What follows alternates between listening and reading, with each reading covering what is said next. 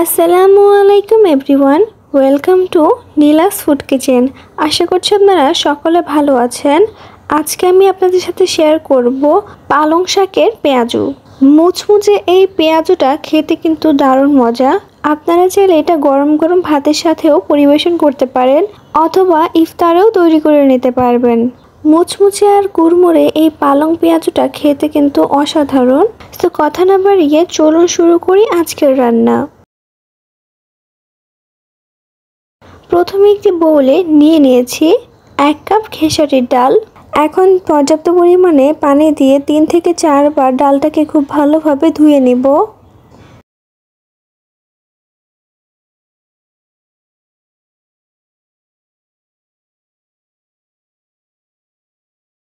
ডালটা আমার ধোয়া হয়ে গিয়েছে। এখন আমি 30 মিনিটের জন্য ভিজিয়ে রাখবো। 30 মিনিট পর ডালটা দেখুন ভিজে ফুলে উঠেছে। এখন আমি ডালগুলোকে ব্লেন্ড করে নিব।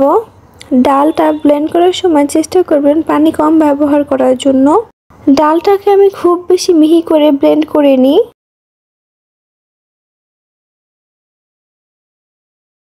প্রথমে দিয়ে দিচ্ছি 2 কাপ পালং শাক কুচি, 3টি কাঁচামরিচ কুচি, পেঁয়াজ কুচি 1/3 কাপ, আদা রসুন বাটা 1 টেবিল চামচ, হলুদের গুঁড়ো 1/2 চা চামচ, ধনে গুঁড়ো 1/2 চা চামচ, জিরা গুঁড়ো 1/2 চা চামচ, লাল মরিচের গুঁড়ো 1 চা চামচ, গরম মশলার গুঁড়ো 1/2 চা চামচ, লবণ দিচ্ছি স্বাদ মতো, ধনেপাতা কুচি দিচ্ছি 3 টেবিল চামচ, চালের গুঁড়ো দিয়ে দিচ্ছি 3 টেবিল চামচ। এখন সব কিছুকে খুব ভালোভাবে মিশিয়ে নিব। আপনি যদি আমার চ্যানেলে নতুন হয়ে থাকেন তাহলে প্লিজ আমার চ্যানেলটি সাবস্ক্রাইব করে দিবেন আর পাশে থাকা বেল আইকনে ক্লিক করে দিবেন।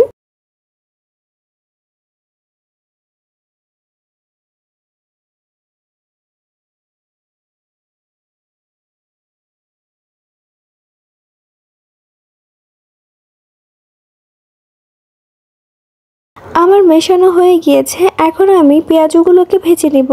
এর জন্য চুলায় একটি প্যান বসিয়ে মিডিয়াম গরম তেলে দিয়ে দিচ্ছি পেঁয়াজগুলোকে। এখন আমি পেঁয়াজগুলোকে গোল্ডেন ব্রাউন করে ভেজে নিব।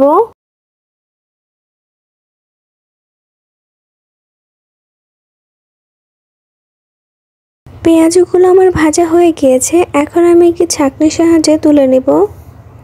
দেখতেই তো পারলেন কত সহজে আমি পালং পেঁয়াজগুলোকে তৈরি করে নিলাম।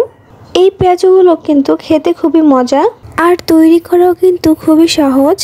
আপনি যদি আমার ভিডিওটি ফেসবুক থেকে দেখে থাকেন তাহলে প্লিজ আমার পেজটি ফলো করে দিবেন আর যদি ইউটিউব থেকে দেখে থাকেন তাহলে প্লিজ আমার চ্যানেলটি সাবস্ক্রাইব করে দিবেন। আশা করছি আমার আজকের রেসিপিটি আপনাদের কাছে ভালো লেগেছে। ভালো লেগে থাকলে অবশ্যই একটি লাইক দিবেন এবং কমেন্ট করে জানাবেন আপনাদের কাছে কেমন লেগেছে।